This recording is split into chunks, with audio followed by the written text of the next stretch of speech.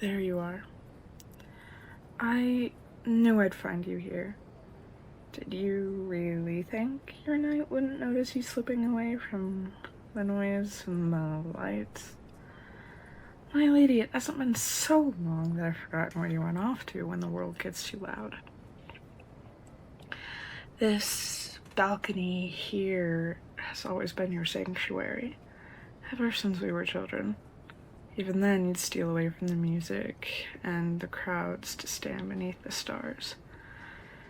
I remember the very first time I was allowed to escort you to one of these grand parties. We were both 16 summers old. I had only just taken my oath of knighthood, my blade still bright and untested. Your father chose me to stand at your side, not one of my brothers in arms, because he said it would preserve your dignity more than having some man loom over you like a watchdog. There weren't many women who had pledged themselves to the sword in those days, so your father was especially pleased. You teased me mercilessly that night about how stiff I looked in my new armor, how I kept one hand glued to the hilt of my sword as if an assassin might leap out from behind the dessert table. I was so determined to prove myself worthy, and so painfully aware of how radiant you looked in that deep sapphire gown that night. But now here we are again. Years later, the world has changed, and so have we. Ever since the war began, your father mobilized nearly every skilled sword and loyal heart in his service. I was honored, proud even, that he counted me among them. Yet every mile I rode away from these walls, every night I slept on cold ground surrounded by men who had long forgotten what soap smelled like. I carried the ache of missing you with me. There's something about war that strips away all softness. The stench of sweat, blood, and unwashed steel becomes normal. After months of that, I swear I dreamed of nothing more than the faint scent of your rose water soap baths that those handmaidens would draw for you.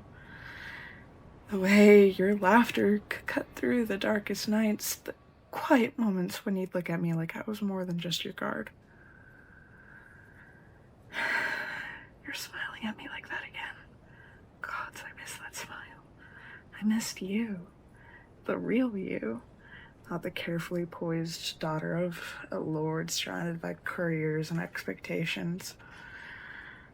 I missed our quiet conversations under these same stars.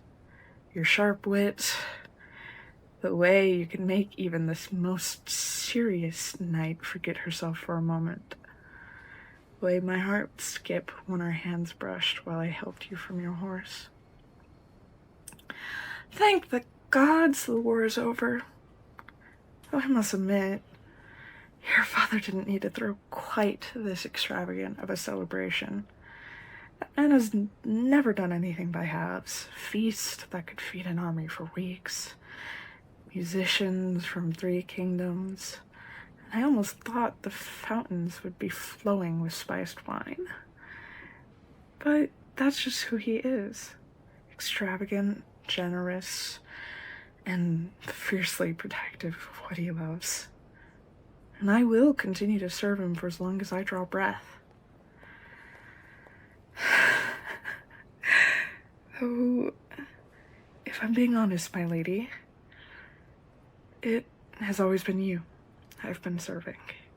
Not just his house, not just his banner. You. Though the party tonight, I saw you dancing with Lord Sutton. He seemed to be getting quite familiar with his hands, didn't he?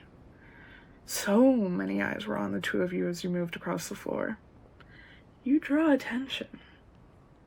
Everyone can't help but stare. Any man you grace with a dance suddenly believes he has the chance at claiming the throne beside you as your husband.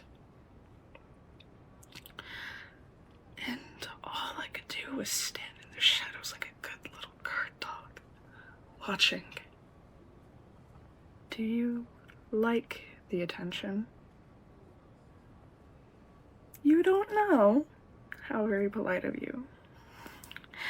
While you were deciding how you felt about it, I saw his hands on you and gods. I know I have no right to such thoughts or feelings anymore. We're both adults now, and the past should stay where it belongs, but my lady, every night I was away for those 3 long years, your image haunted me. In the cold, in the smoke, in the silence between battles, it was always you I saw. Your smile, your voice, the way you used to look at me before duty pulled us apart. I told myself it was only loyalty, only memory, but standing here now, with the music drifting up from the hall, I'm not so sure anymore. You undo me. Feel a flame in my bosom. And I know in the past that this spark was shared, yet I'm floundering now to know if I could act again on it. If I could cross the lines and toss any pledge I made and know you again in an intimate manner that only I had before. To be your confidant and your blade. To feel of your warm skin and drown in you. Because you undo me. Say, and I'll give this up. Stand in the back and not say a word again. But today, in the dawn of the celebration, I was struggling to hold back what I felt for you. Say the word, and I'll forget this ever crossed my mind. I'll go back to standing in the shadows. But if you don't, what are you doing? Oh.